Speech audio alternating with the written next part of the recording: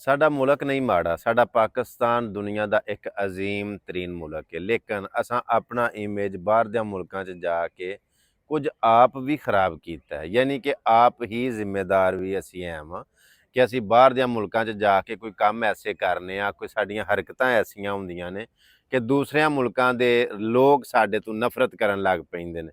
मिसाल के तौर के उत्ते सब तो पहलां ते तुसीं व्यू चैक करो, ए अपनी बैक ते वेखो ना, किड्डा खूबसूरत तरीन ये नज़ारा है। अंतालिया शहर ते असी स्क्वायर ते आए हैं ते ए समुंदर दे साहिल दे किनारे ते मतलब बीच दे किनारे ते एडा खूबसूरत ये मंजर है कि एडी सोहनी साफ सुथरी फजा हवा, लोग गोरे गोरियां तुर के और पूरी दुनिया के उत्तों टूरिस्ट जेडे ने इत्थे आके इंजॉय करते हैं रिलैक्स फील करने वास्ते।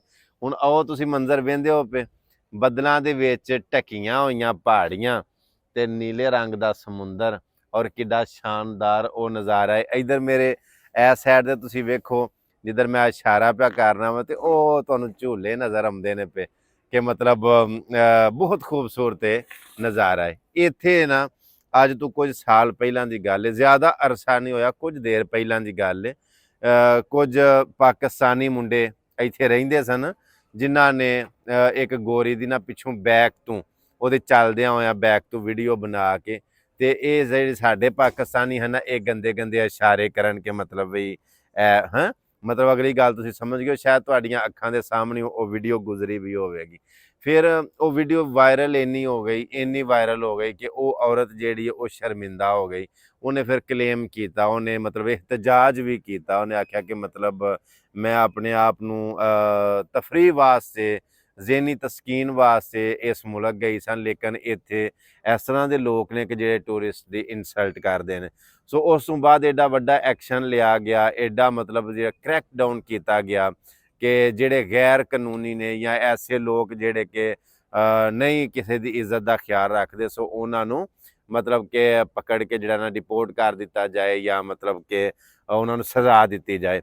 अज मैं गल करां ते तुर्की दे यानी खासकर इस्तांबुल दे एरिए दे विच बिल्कुल इस तरह सफाया होया पिया वे कि जिवें मांझा ही वज गया।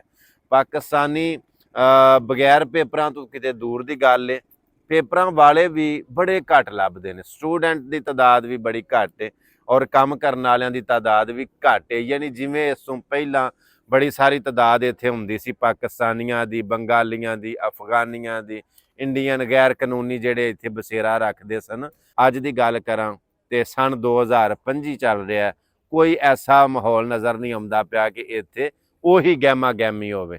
सो मैं फिर एक बार रिक्वेस्ट करांगा, चाहे तुसी गल्फ अंदर होवो, यूरोप अंदर होवो या दुनिया के किसी खिते ते होवो, अपने मुल्क का नां तुसी रोशन करने वास्ते इस तरह का किरदार अदा करो कि लोग तुहानूं उठ के सल्यूट करन कि तू पाकिस्तानी है। जिंदाबाद पाकिस्तान। जे गल चंगी लगी होवे तो शेयर लाजमी कर छड़ियो। मिलने एक नवी वीडियो दे नाल। अल्लाह सोहणे दे वाले। अस्सलाम वालेकुम रहमतुल्लाहि व बरकातहू।